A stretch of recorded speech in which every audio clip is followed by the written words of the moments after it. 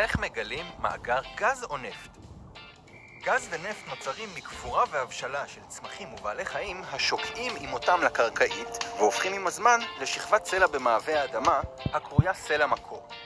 החום השורר בעומק קילומטרים מתחת לפני כדור הארץ גורם לסלע המקור להזיע ולשחרר טיפות גז או נפט.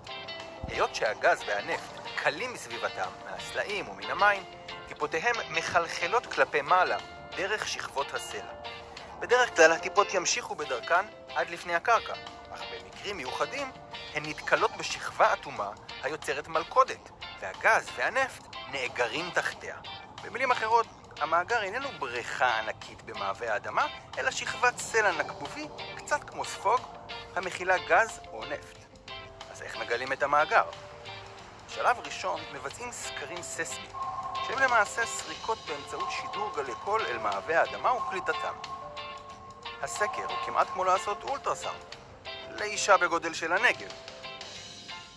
מפענחי הסקר הם גיאולוגים המחפשים מלכודות ומעריכים את הפוטנציאל למציאת גז או נפט.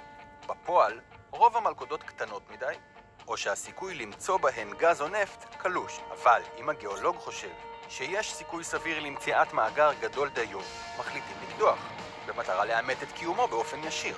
אם נמצא מאגר, מביאים ממנו דוגמאות של סלע גז ונפט למעבדה. העלות הממוצעת של קידוח ניסיון במעמקי הים, דוגמת הקידוח של תמר, היא כ$100 מיליון, ומבחינה סטטיסטית, הסיכויים להיכשל גבוהים בהרבה מהסיכויים להצליח. פיתוח מאגר. אם קידוח החיפוש הצליח ומצאנו גז או נפט, אפשר לשמוח, אבל בקטנה.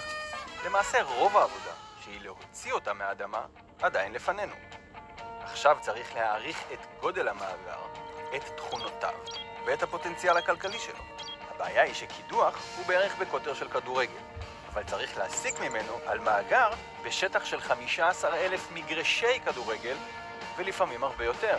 כדי לפתור את הבעיה בונים הגיאולוגים מודל של המאגר המשלב את המידע מהקידוח עם המידע מהסקר הססמי. אולם צריך לזכור שאף על פי שהמודל צבעוני ויפה, תמיד תישאר בו מידה רבה של חוסר ודאות. יאללה, מספיק לקדוח. בואו נוציא כבר את הגז והנפט החוצה.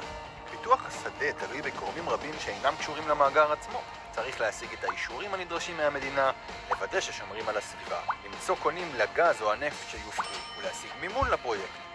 עכשיו קובעים על סמך מודל המאגר כמה בארות לקדוח